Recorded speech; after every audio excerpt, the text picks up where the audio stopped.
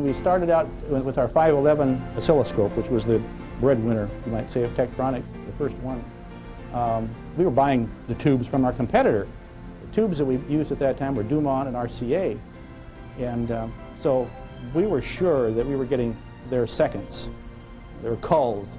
The big problem was orthogonality and geometry in those early cathode ray tubes. And if you're familiar with rise time measurements, when you start from the left portion of the screen to the right, you want a nice straight line, straight vertical line. Well, these tubes that they were sending us were so poor that many of those tubes were rejects. We just have to send them back. And we were pretty sure that we were getting seconds. And so that was one of the big reasons that we decided we had to get into our own CRT manufacturing operation. And Howard Vollum, around 1952, I think, decided we had to do something. The technology and the processes that we were doing in late 53 and 54 was pretty much lab-oriented. It was a laboratory operation, pretty much. We had to get to the point where we could predict yields. We had to get to the point where we had the specifications and the dimensions and the technology down pretty well repeatable so that we could start, and then getting the volume up so we could justify purchasing capital equipment. We've eventually evolved in our technology, our knowledge of the processes to the point where we could start to invest money in capital equipment, enabling us to produce larger quantities at one time. And I'll give you an example of that. That was, for example, settling the phosphors on the bulb. Well, that was all hand operation, one at a time or maybe two at a time. Well, as we got the volume up, we could then do maybe 10 at a time by making special decanting tables and so forth. Likewise, stem sealing of guns, that is sealing the gun inside of a 2-inch glass envelope. We would do that one at a time. Maybe we could do one every 5 or 6 minutes by hand in a sealing lathe. And so you multiply that out through it all day long, you're up to maybe 10 an hour would be pretty good, you know, and there's rejects, of course. So we finally bought an Eisler stem sealing machine, and wow, we could do 300 or 400 a day, and repeatably and with better quality. When I came to Techronics, I was hired to set up an automatic stem sealer. Before, every cathode ray gun was sealed on a horizontal lathe by hand. So my job was to try to automate glass processes in CRT.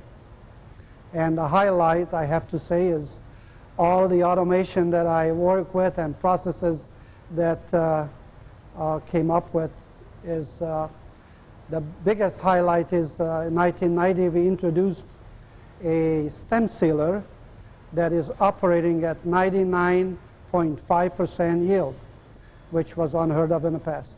CRT was expanding at that point, and tremendous pressure on growth. They had just developed the CRTs for the 581 and the 519, and there was a tremendous opportunity in high-speed oscilloscopes, and they needed new CRTs for that work. The work environment was very friendly, and it was encouraging for, especially in those those early years, not just that year, but in those first 10 years or so, really encouraging for innovation or for give you a lot of freedom. The entire work ethic was different here than I'd been used to. I mean, in England, you try and get a job done, you go down to the machine shop, and they'd look for every excuse not to do the job for you. And I came here, and everybody was just falling over themselves to help you. It was an entirely different way of working. Yeah, we were very fortunate that we had our own captive tooling shop. And we had tremendously creative guys like Nonis Tucker and Orvin Olson and a whole crew of really talented machinists and equipment builders. And one of the things that they did a really good job at was building the jigs that held all the parts to keep all the parts in proper alignment for making an electron gun. And then Techronics pioneered the use of these automated rodding stations where all 4 rods put on at the same time. This again helped control the tolerances very precisely. And it was the fact that we had our own captive shop that allowed us to do that. No one else in the industry was doing anything like that. Tech was a fun place to work. All of Techronics was in the 2 buildings along the Sunset Highway. They had just moved into Building 19 on the Beaverton property here a short time before, and the main part of the activity was still along the Sunset Highway.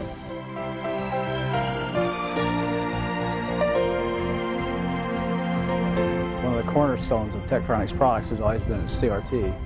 The technology that we had in CRT, the development of the technology, the manufacturing of the technology has been a great barrier to market entry for our competition over all the years. When we came on board with our post-deflection accelerating system, which was a spiral and better quality guns, so the guns were very accurate, glass rod structures, deflection plates which were out of stainless steel and were heavier, better alignment in our rodding fixtures, we had a tube that was really superior. And then eventually RCA and Dumont just gave up, because when the 530s and 540s got into the field, there was no contest. There's several different breakthroughs and milestones that Techronics made. Probably the first was the use of the helical PDA, the post-deflection accelerator. And that was pioneer. Techronics was the first company to do that successfully commercially. It had been done in the laboratory, but we were able to do it commercially. Next big breakthrough, I'd say, was the internal graticule, and then the lighted internal graticule. Another one was the ceramic envelope, which freed us from reliance on glass manufacturers back on the East Coast, and it also gave us the ability to tool and design a new CRT for a new oscilloscope very quickly. We didn't have this long lead time working with the glass companies.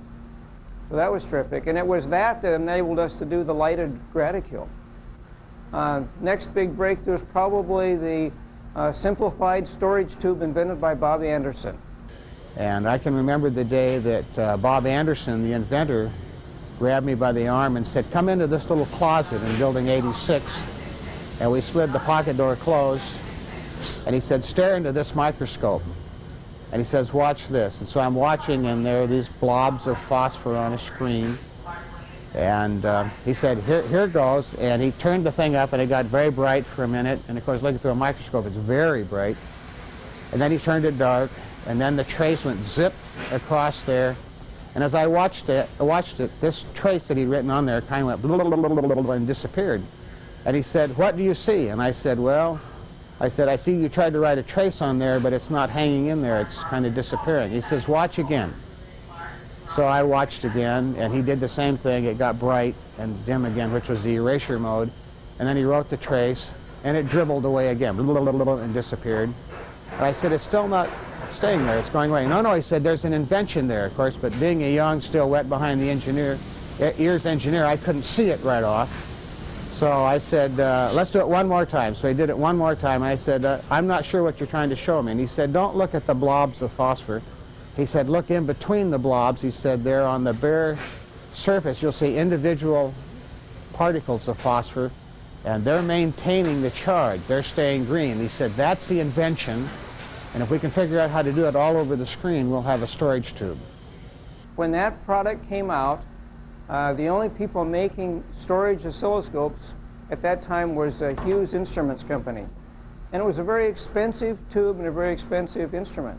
And when we came out with the 564 simplified bistable storage tube, a person with a Hughes oscilloscope who had a tube that was burned out and needed to replace the storage tube, and they burn out frequently, he could buy a whole new Techronics oscilloscope, the whole thing, for less money than it cost him to replace his tube.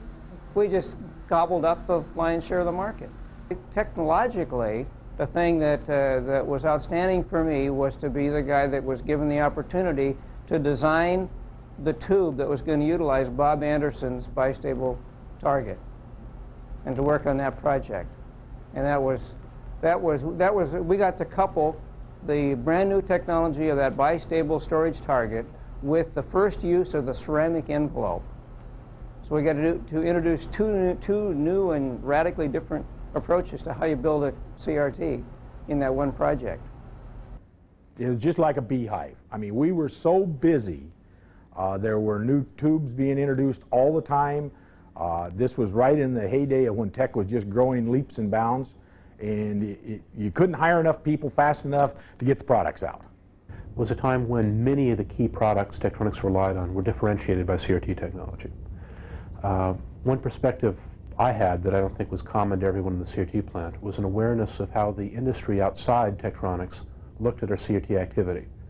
And the thing I was proud of is that routinely our CRT operation would sign up and commit to deliver products we didn't yet know how to do, that I knew that our competitors had decided were too risky and that they declined to take on. So that an element of pride I had was our willingness to commit to do things that our competitors were afraid to try, and that for the most part our track record was fairly solid about eventually fielding the products. Now this put us into situations where a lot of people were gifted with interesting manufacturing challenges, low yields, ongoing process problems, but as a consequence we were able to differentiate not just oscilloscopes with very high performance products, but our forays into graphic terminals were all originally dictated on our non-standard CRT technology, and in fact our first hard copy offerings were non-standard CRTs used to work with dry silver paper. So if you look at the early 80s, you can see that the breadbasket of Techronics was basically supported by investments we made in the past in non-conventional CRT technology. 7900 CRT that I helped design, that was a sort of a milestone for Tech, where I think it started the end of HP competition in the analog oscilloscope. You know, they brought out their 250 megahertz scope, and we were bringing out our 7000 series.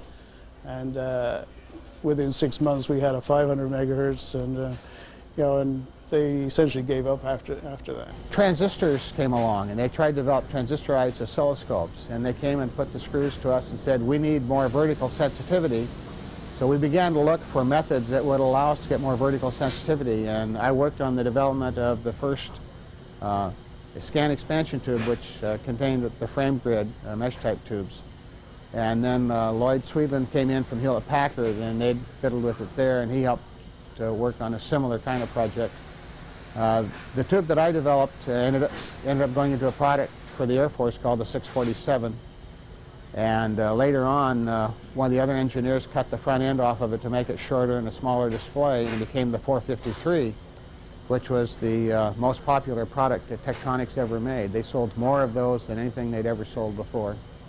Milestones, to me, from my personal milestone, I think of the yield improvements that we were able to make at the same time we were bringing in so many new cathode ray tubes. You have to realize that we had high volume operation, but we also had very low volume operation, doing the same thing at the same time, which is very difficult to do repeatedly and get good yields. So we had our high volume cathode ray tubes we were producing, at the same time bringing in smaller smaller volume cathode ray tubes, which required we might say a diversification of our talent. Well, the result for Techronics was that Techronics could continuously make advancements in the performance of their oscilloscopes, because the key to making that advancement was coupling of the driving circuitry with the display device that could continually operate at higher and higher frequencies and lower and lower sensitivities. They were fun times, you know, and we were doing a lot of exciting things. In the 70s, we started using computers in design, and we had a lot of fun in those days trying to develop computer algorithms and programs. So we were doing computer-aided design before it was given the acronym CAD, and spent a lot of time and effort on developing these programs, writing the partial differential equations and solving them for the electric or magnetic fields, and watching the trajectories of the electrons. And from that, for instance, we went through an optimization process with a program that we worked with, and we built this really strange wall band design that went into the 7830 that allowed us to increase the uniformity of the field that more than doubled the writing speed of that storage tube. There was a lot of variety of product being built. Most of the operation was all pretty manual, and the volume was expected to grow tremendously with the introduction of some of the low-cost oscilloscopes. And that was a real driver for starting the high-volume line, was to be able to automate the processes and produce a larger volume. At the same time, the 2400 series instruments were being introduced, and so those CRTs for that instrument were brought in parallel with the high-volume manufacturing line. One of the most memorable experiences I had was the introduction of the 2400 series and the 2200 series, which was over 10 years ago. And those products were, and still are in some ways, the 2467 products that no one else in the world could build, and it was a pleasure to go up in front of customers and demonstrate those products. And I remember someone from Hewlett-Packard, a manager, coming into Ford Motor Company after I had been in showing a 2465, and he just shook his head. He said, "There's no way we could compete with this product." And it's the CRTs in those products were better than, and are better than, any CRT in the world. You know, the job of an oscilloscope is to capture a signal and display it. The kind of CRTs we had in the 2465s and the 2200 series allowed us to do things, differentiate our products better than anyone else in the world. And you can see that in a product like the 2400 series, that differential advantage has lasted for over 10 years in those products. And today, we still sell millions of dollars of 2465s. It's sort of the last product line that still has significant revenue off of analog oscilloscopes and CRTs. Well, by the time I was in the storage tube production, the old bistable storage tube was fairly well ingrained into the production processes, and you know, we were making them quite frequently. But the big thing that we worked on when I was here was actually it was the development and the introduction of the 19-inch storage CRT. I mean, that was quite an event between the engineering community, the manufacturing people, the manufacturing engineering, getting the equipment in place, getting the processes established, getting a tube that we could actually get to work. That was quite an event. And then once we did all that, then the market just went gangbusters on us, and we were always behind the power curve in terms of capacity and our ability to deliver. And we had quite an exciting time during that time period. It was always a catch-up mode. The technology that was developed in our CRT operation has been used by to spawn other technologies, or to you know, to be a driving force behind other technologies, such as the graphics terminal display, which was a cornerstone for our whole starting of Wilsonville. And also, it's been a major contributor to the Sony Trinitron CRT. And Sony would have never had that if it hadn't been the technology that was developed in our CRT operation.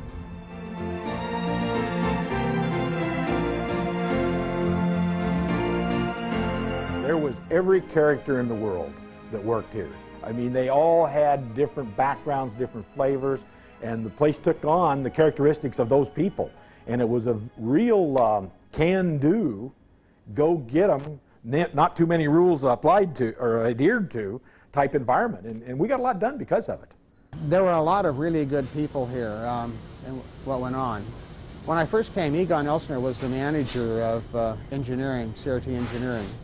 And he was really a brilliant guy. He'd worked a lot on the 519 and its derivatives, along with some other things, and had done a really good job. He was one of the people that was made a key employee and left at a fairly young age as one of the initial millionaires of Techronics when all of that turned into gold for each one of them. I worked with Orvin Olson quite a bit. Orv was a good engineer and did a good job in what he did. When I'd first come, Ed Srebnick was new to the company. Ed was starting up the manufacturing engineering process for CRT and trying to put some sort of handle on what we're doing, get control of that. And Ed did a great job of putting that together over the years and held a number of important positions in what we were doing. The thing that's most gratifying to me is some of the people that I hired, since in some of the opportunities I had to work as a manager. I was able to hire some really good people and help them develop. And then the thing that's gratifying is to see them go on to really super careers. I think one thing that was particularly impressed me was the enthusiasm that existed within CRT during those years, probably highlighted by the HP CRT war. I can remember the many hallway discussions, brainstorming that went on. It wasn't a quiet place to work, but it was very active and it was very enjoyable. And I think CRT always had the ability to use its most valuable resources, which is in my opinion, the people. And I came here as a high school dropout, was encouraged by people to get my GED. I did that, went on to college classes, and was one of the first 5 people in the technician training program.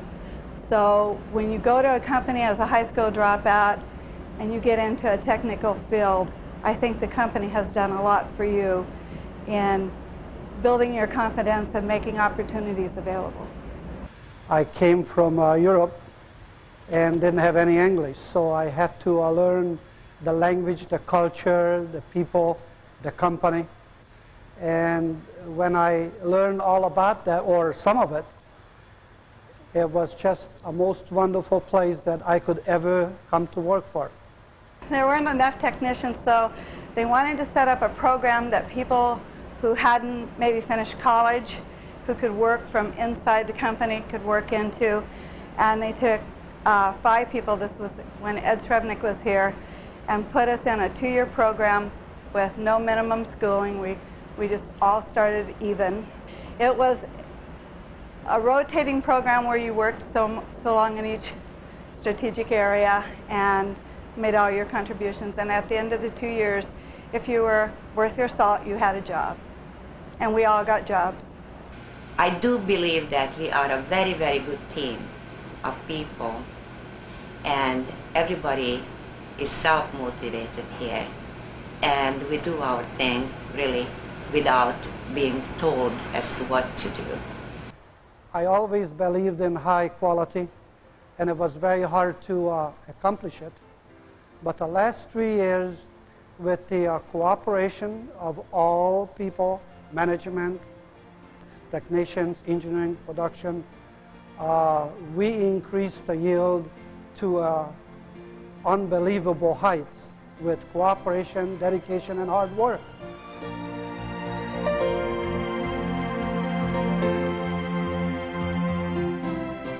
The tubes that we built really were far superior in an analog world. As we move to a digital world, our emphasis has been designing on the digital equivalent of what an analog oscilloscope would do, all the way from the capturing it to the displaying of it. And to date, there are just a few things left that an analog oscilloscope can do that a digital oscilloscope can't do, and we're in the process today of sort of jumping through those last final hoops of digital technology to make a digital oscilloscope look like an analog oscilloscope. Basically, I think there's 2 reasons for the closure of the business. One is that the technology is changing with the digital technology and the new instruments that we've brought out incorporating digital technology. We no longer need a high-performance CRT, and so we're able to go out and buy an inexpensive raster scan CRT and achieve the performance that we want in tech instruments with the digital technology. And so that's one reason, is the technology shift. And then the second reason is the Techronics strategy that we basically moved into a couple of years ago with the restructuring of becoming a more highly leveraged company rather than being vertically integrated. And so this closure is part of that strategy, where we're no longer going to be vertically integrated and build CRTs. I certainly feel some personal sadness to see the changing of the guard going on. On the other hand, there's nothing about it that's inappropriate, and in many ways it would be unrealistic to believe that it's something that can be resisted. I think the more relevant issue is that the talents, abilities, perspectives, and insights that we've developed in the people of the business are effectively deployed in the new business challenges that we have. And I believe that some of the attributes of the people in CRT have been very strong for the business in ways that extend well beyond the CRT technology itself. For example, I've not seen another plant with the history of continuous improvement that I've seen maintained in the CRT operation. If we could inculcate that same kind of spirit and capability in the rest of the operations, I think the business benefit that we'd see would be enormous. So I'm looking forward to this as an opportunity to see some of the talent that we've developed become seeds that we can disperse across the greater business. I think you should be proud of yourselves. You've made a significant statement in the marketplace with the kind of quality and the performance that we've had in our products. And in summary, you should be commended for the fantastic job that you've done over the decades. And particularly thank the people that have participated in the last 2 years recognizing that the business is going to be shut down, and their continued emphasis on doing what's best for Techronics and continuing to build high-quality product and support the company in that decision, even though it means a lot of personal change for them. I think that as we hit this change point, where we're recognizing the closure of the CRT plant, that the people within the CRT plant have an awful lot to be proud of in terms of what they've historically contributed to the company. And that it's apparent to me that many of our core, highly leveraged and financially rewarding opportunities have been supportable only because we've had this kind of capability in place. I don't think that there's a group of people who have more to be genuinely proud of than the people who made the CRT plant functional during the last 25 or 30 years.